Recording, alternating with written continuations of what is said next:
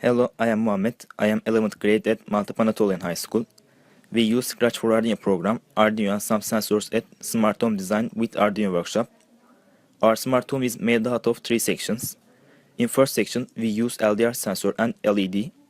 In the code, we have written, when the value of analog 0 goes below than 600, the LED connected to LDR sensors lights up.